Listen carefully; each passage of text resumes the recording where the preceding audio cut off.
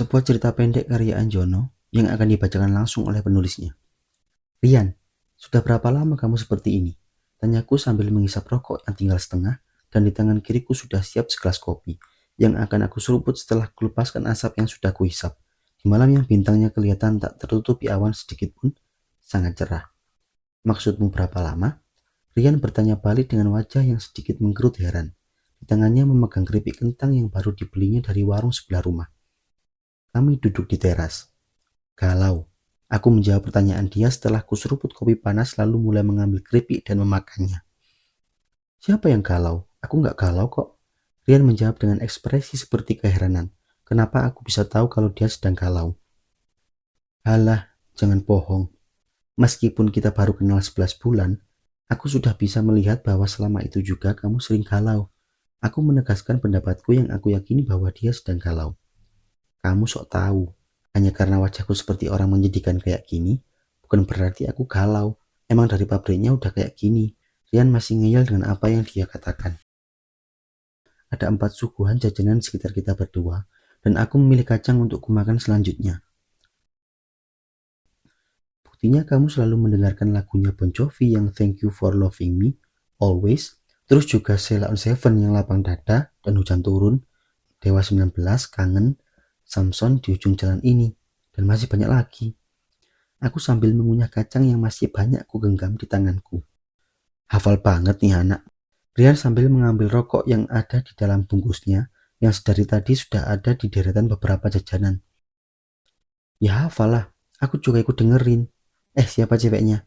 Aku ingin tahu secantik apa dia sampai-sampai membuatmu galau selama ini. Udah berapa lama? Aku yang penasaran mulai menatap mata Rian dengan penuh makna. 10, Rian menjawab singkat. 10 apa? 10 bulan. Bukannya udah hampir 1 tahun kamu galau kayak gini. Kok cuma 10 bulan? Aku penasaran. 10 tahun. Rian menjawab dengan nada yang teduh. Hah? 10 tahun?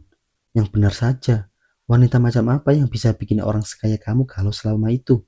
Cari lagi lah. Duitmu kan banyak. Segala jenis wanita pasti bisa kamu dapatkan. Aku dengan nada kaget, bingung dan merasa aneh. Entah, mungkin karena aku gak mau setengah-setengah dalam hal apapun. Kamu tahu sendiri kan setahun ini gimana aku? Rian masih dengan nada tenang dan lembut.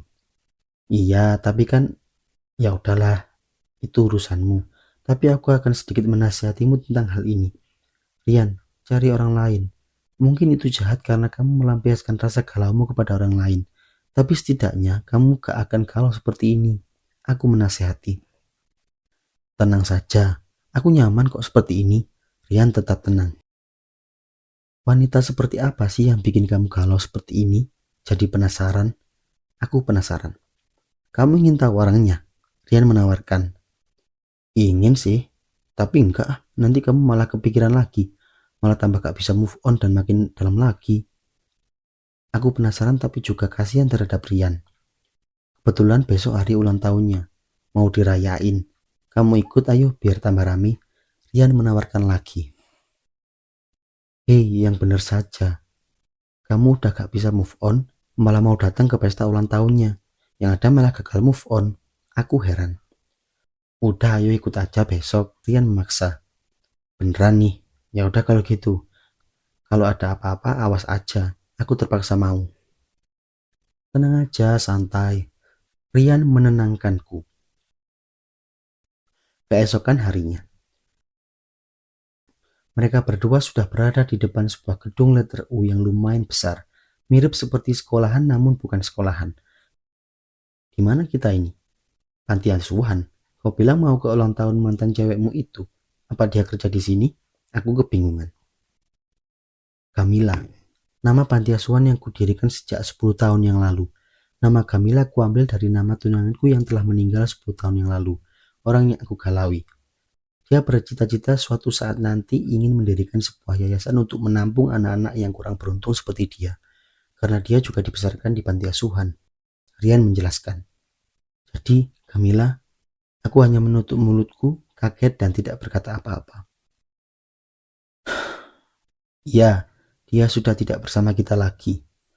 Rian menghela nafas panjang. Bagaimana bisa?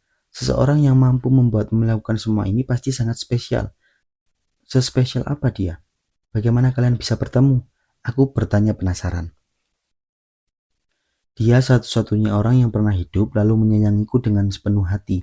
Bahkan kedua orang tuaku yang gila kerja itu saja tidak mampu melakukan itu. Aku bertemu dengannya di sebuah rumah sakit di kota sebelah.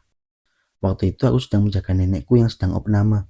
Sebenarnya bisa saja nenek ditempatkan di kamar VIP, namun dia memilih di kamar umum agar memiliki teman ngobrol waktu aku tidak ada di situ bersamanya. Waktu itu aku sedang mau ke toilet. Kebetulan yang mungkin sudah ditakdirkan. Kamila juga. Aku yang sebenarnya kebelet banget buang air besar melihat dia yang tersenyum sambil bilang, "Permisi, aku duluan ya kak, kebelet banget nih, hehe." Gak jadi kebelet malah jatuh cinta. Rian menceritakan sambil sedikit tersenyum bahagia. Singkat cerita kami berpacaran. Kami sering jalan-jalan ke mall, dan setiap itu juga dia selalu mampir ke toko boneka dan selalu membeli Minion. Dia suka banget Minion. Yang, Minion ya, terngiang-ngiang banget di kepala. Rian bercerita dengan bersemangat. Lalu, kenapa dia meninggal? Aku dengan tidak sopan bertanya karena penasaran. Kanker. Awalnya dia menyembunyikan penyakit itu karena dia menganggap aku bukan siapa-siapa yang dan tidak perlu tahu. Namun ketika kita sudah berpacaran, dia menyembunyikan penyakitnya itu agar aku tidak khawatir. Bahkan di akhir hayatnya saja dia masih mempedulikan hatiku. Rian mengenang. Maafkan aku. Tidak seharusnya aku mengolok-olokmu. Kau benar-benar laki-laki sejati.